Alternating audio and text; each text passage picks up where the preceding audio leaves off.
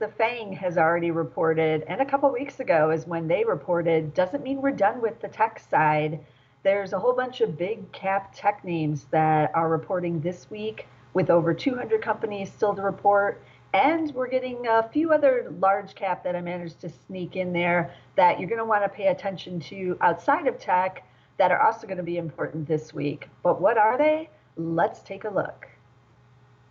The first one out of the gate is going to be NVIDIA. Yes, it's back to new all-time highs. As you can see, nothing stops NVIDIA, right? Not even the coronavirus. It only has that one miss back in 2018. That's when it did have to warn, and the shares tumbled down. Looks like that still was the buying opportunity, although you had a little bit of a pullback here in 2020, but not for very long before the shares soared again. Can they keep this momentum? Will they keep going to the moon here? We will see, but everybody's going to be watching NVIDIA. NVDA is the ticker this week.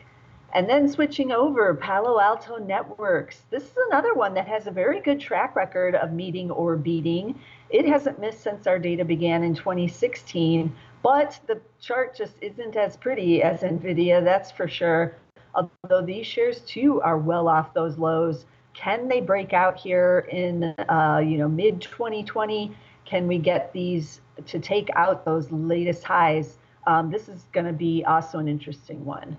And then switching over to Splunk. This one also has a nice chart. SPLK is the ticker. It hasn't missed since our data began in 2016 either. And these shares too look like they're on their way to maybe testing those highs there that they had in early 2020 before the coronavirus really hit. So this is one a lot of people are going to be watching. This is the data side. Remember their tagline, the data to everything platform. So this is going to be an interesting one on the data side. And then we're going to switch over and leave tech for just a moment to Deere. This is agriculture, but as you can see, it's not having as good a time as some of the tech names. It had that bad streak there where it just had miss after miss after miss as the farmers really struggled. Now, the farmers have gotten, federal bailout money the last 2 years now, but that hasn't meant that they're going to be buying the big farm equipment. And so that's going to be an issue this year in 2020 once again. And we're also going to have an issue on the construction side because remember, Deere also does construction equipment. So a lot going on with Deere here, and we'll see what is happening with the big equipment makers. But it is coming off 2 beats, and so this will be an interesting one to watch. And then we're going to wrap it up with the tech, financial, retail side with Alibaba. BABA is the ticker. They've got it together the last couple quarters and managed to put this little streak here of meet or beats in.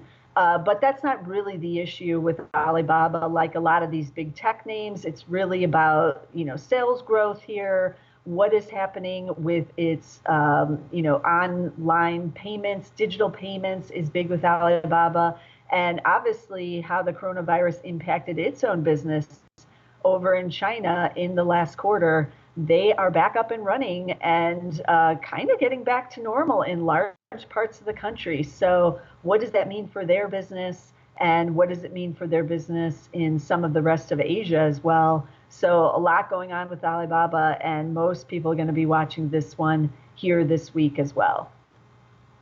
So earnings season is turning out to be one of the more interesting ones as predicted, even though no one really cared about what the quarter prior had done. But we are all interested in any kind of guidance, any kind of color. Most of the full year guidance is being withdrawn, but there are some companies still putting out that quarterly and at least giving some ideas what this second quarter is looking like. So that's what we're all watching.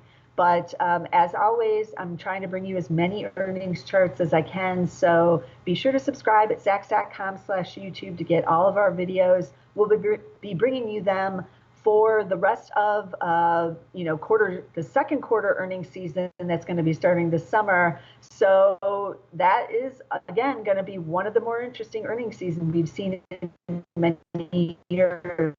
So you don't want to miss a single on Zacks.com. So be sure to subscribe over on YouTube to our page, and I'll see you again next time with some more earnings charts.